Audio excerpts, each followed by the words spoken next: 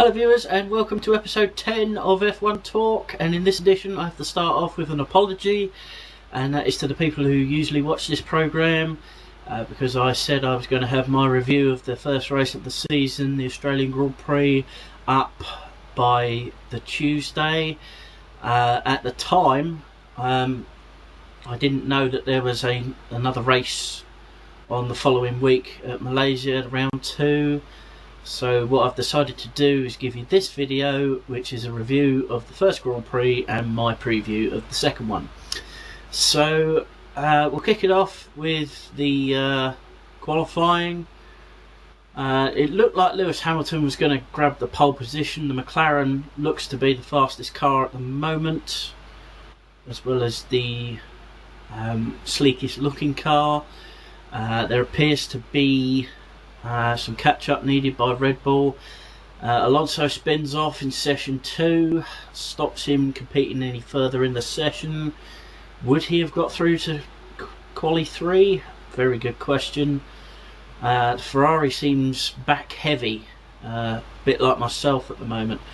There needs to be quite a bit done at Ferrari to make it a competitive car. Massa is just a ghost of his former self. His abilities can easily bring him back. Whether they can post crash in Hungary is another matter, but as I say, Raikkonen out in session 1, that was the big shock of qualifying. You know, we were expecting him, because the Lotus had done some competitive testing times, I was expecting him to get to Q3, and you know, the rest are out in Q2. You know, surely tells us that the Force India still isn't up to the standards of their former name, the Jordan team, who early 2000s, late 90s started to pick up the pace, and given a longer season in 99 probably could have challenged for the championship. But after all was said and done, Lewis Hamilton did indeed get the pole position. Jenson Button second, all McLaren front row for the first time in a long time. And Sebastian Vettel down in 6th place. Bit of a shock, and certainly a shock to me, who I said he was going to get pole and he was going to walk the race. But that thankfully enough didn't happen. Vettel was, there were some definite issues with the Red Bull that needed to be addressed, but I think they got them ironed out by, say, 3/4 of the way through the race. And speaking of the race, I'll go back to qualifying actually. Great qualifying session from Romain Grosjean in the second Lotus. There's no doubt that Kimi was brought in to be the leader of that team, but until he gets used to the car, like he did in 2007 if you remember, Kimi took a couple of races. He won his first race with Ferrari at Melbourne, and then it took him a few races to get back into the swing of things. I predict that for Raikkonen, as far as getting used to the car again, getting used to the Pirelli tyres. Remember, Raikkonen hasn't driven on these Pirelli tyres, he's only driven on Bridgestones, apart from a couple of seasons on Michelin's at McLaren, but that's 10 years ago now. But we do see, I probably will see a different Raikkonen by the end of the season, one that's possibly even challenging for race wins, I don't know. All depends on the development of the Lotus. And we come on to the race. Lewis Hamilton, by his own admission, not a particularly good start. Jenson, meanwhile, made a brilliant start, took the lead into the first corner and didn't particularly look back. It was very good to see someone other than the Red Bull dominating the race. And I've seen interviews and articles, and they all say that Button was saving fuel by lap 8, so he could have gone quicker. He could have branched out the gaps required, go into pits, come out first place. Didn't feel the need to. Particularly another seemingly bad start by Mark Webber. I think that's his biggest fault. His starts. Webber, you can rely on him. He's a solid driver. He'll get your points, but at the end of the day, if you're a top team like Red Bull, you want your drivers to be, challenging for wins, podiums, and things like that. And with his starting prowess, I think Mark Webber won't do that this year already. And we're only round 1 of 20 done. Things can change, obviously, but if Mark Webber cannot get his starts sorted, then he's going to be swamped at every Grand Prix. Terrible start for Nico Rosberg. What happened there? But Michael Schumacher was looking good before his gearbox failed. Don't know what was going on there. But, it's all relative. You've all got to say, well, can you read too much into what happened at Melbourne? Because, rest of the tracks are, mostly tracks, not half street circuits and things like that. Yes, we do have a couple of street circuits, obviously Monaco being the most famous. We do have Valencia coming up. And that's practically it for street circuits. They're sort of dying medium, which is unfortunate really. Street circuits do provide us with some classic racing. But drive of the race, apart from the last lap, goes to Pastor Maldonado of Williams. And a small apology from me to him, not that he's watching this, but a small apology from me to him, basically because of the fact that he more or less drove a perfect race.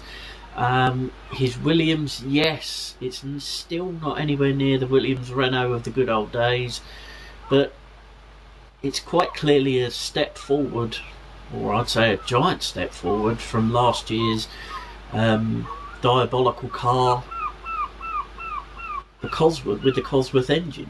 That was total rubbish. But would Senna have been up there if he didn't have that altercation on the first lap? Who knows? If you believe the hype and you believe what Ayrton said about him, Bruno Senna will be up there challenging for points, hopefully podiums by the season's end. But you never know. Williams have been there before. Have they got the character to get back? Only time will tell. But Maldonado did well. I have to give him his props for that. And basically, that's more or less it. The scary thing for me was, it's not that I don't like Vettel. I don't like people who I don't want to win titles, winning races. And as I've explained that in previous episodes as well. But, the safety car, I don't particularly think needed to come out. Petrov in the Caterham, who both failed to finish. That was quite surprising. The Caterham was on this side of the track. The racing line was that side. Plenty of room. You could get 2 cars through there, more or less. Or at least a double-decker bus. And you'd be... I don't see why they had to bring out the safety car for that. When there was no drivers, they could have pushed that car down and avoided the safety car. They could have covered that with double waved yellows, easy. I think the race control are too scared of another incident like Massa happening, which takes me on to the Saubers of Kobayashi and Perez, specifically Kobayashi, who had his rear wing flapping towards the end of the race, and Raikkonen made a comment on the radio about it. Should he have come in? In my opinion, no. In the opinions of safety freaks out there, probably yes. Very interesting question that only the FIA can answer. Will Sauber be penalised for not bringing him in, even though they weren't told to? Again, it's another question for time to answer. Basically, that's my review. Brilliant win by Button. Vettel did well to get up to second place. Used the safety car period to his advantage, and you know, if you're any team in the top few teams, you do use safety cars to your advantage. Didn't see too much of the safety car period as it was cut out. As I keep saying, I can only watch the BBC, so it was highlights for me. Pretty good highlights, I must admit. We saw everything we needed to see. We missed out, I don't know, out of the 56 laps, I reckon we must have missed out 10, 15, if that. So we more or less saw everything we needed to see.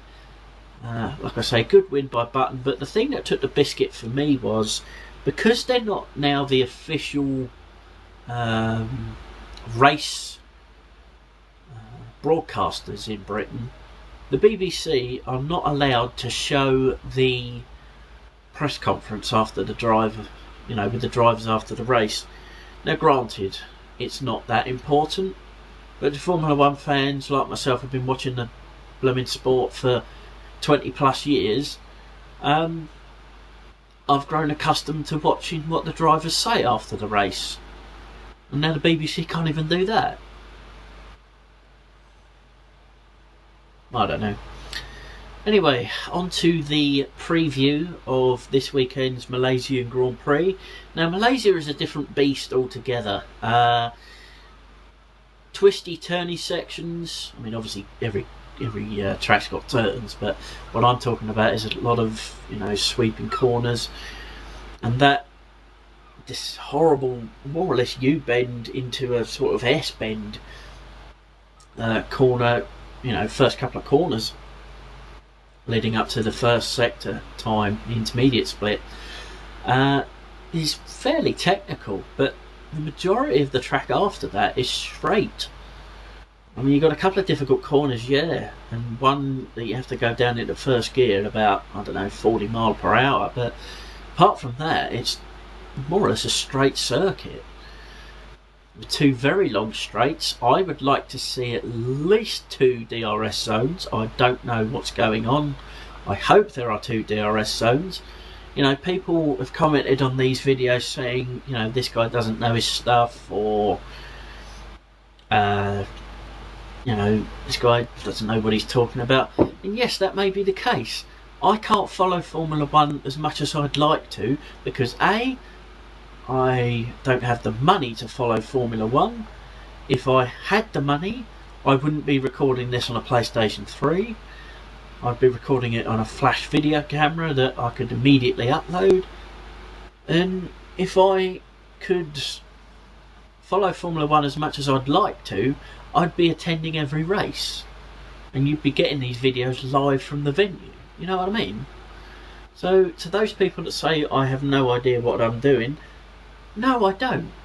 I am an amateur giving you my thoughts and opinions on Formula 1 as much as I know about it. I can only get what information I can get by going on the internet and having a look, see what's happening, if I choose to. I've been watching F1 now since I was 3. You know? So 25 years I've been watching F1. And, you know, I don't know how to set up a car. I don't know the ins and outs of a spring. I don't particularly care for that. I want to see action on the track. If you don't like what I'm saying, don't watch me. Simple enough. But, no, I don't know, you know, technical details and things like that. That's why I'm not in F1. I'm a fan of F1 that watches it on the TV. I watch it on the TV because I can't afford to watch it live. You know, in person. Fair enough. Does that make me a true fan? I don't know. True fans say that, you know, people say that true fans go to watch their sport, or, you know, physically watch their passion. But if you can't afford it, it doesn't make you not a true fan. But anyway, back to the preview. Will Red Bull have learnt what they needed to learn through race conditions at Melbourne? That's the big question I want answered in this particular race. You know, McLaren have said they've got the best looking car and the fastest. That's true at the moment. And between a week, between races, between rounds 1 and 2, you know, will Red Bull be saying that we haven't got the fastest car, it's damage limitation. At the moment, we need to get as many points on the board as possible to, you know, save us when we can catch up. And that's fair enough. That's what a team in a championship winning car who's not quite there but is almost there needs to do. McLaren, same again please. Ferrari, pull your finger out basically. I've got Fernando Alonso in my own family's fantasy championship. He's my best driver, and I mean it's not just for my fantasy championship, but Ferrari really do need to pull their socks up, otherwise he will opt out of that contract. I strongly predict there's a seat going at Red Bull at the end of the season, and I would have to say that Alonso would want that seat more than anybody else right now. Alonso wants a third championship, and Ferrari can't seem at the moment to build him a car that is capable of winning the championship, at least not from round 1. They pulled the socks up in 2010. Can they do it again this year? As with Red Bull, Ferrari, it's damage limitation. Score as much as you possibly can. I'd be giving Massa a bit of a warning. I mean, it's only race 2 of 20, but I'd be saying, look, get us some decent points, will you? Get us a 5 finish. Your car is capable, or your car should be capable, put it that way, of a top 5 finish, top 6 finish if you count Alonso. But we need some decent points from you. We need some decent results, and if he's not delivering by say round 10, I'd be seriously looking to boot him out. Ferrari have got the money to pay off contracts and things like that and bring somebody else in. I'd be seriously thinking about it if I was Ferrari. Alonso needs a teammate that can take points away from championship rivals. Not that Alonso's in a car at the moment that can win the championship, but you know, that's what number 2s do, or that's what teammates do. They take away points from other drivers that can threaten your number 1.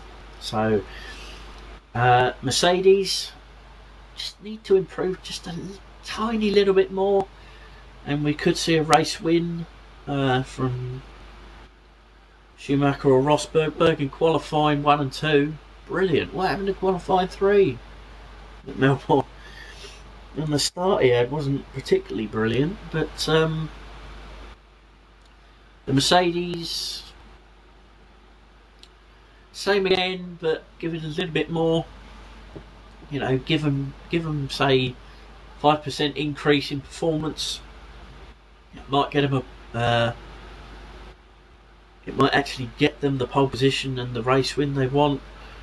How much are McLaren holding back? As for the other teams, I've got to give a shout out to Daniel Ricciardo and Jean-Eric Vergne of the last race. I meant to do that in the... See, you always forget things. You're always adding on. Points finishes. Well done, Toro Rosso. Sort of like best of the minor teams, even though they do have Red Bull backing.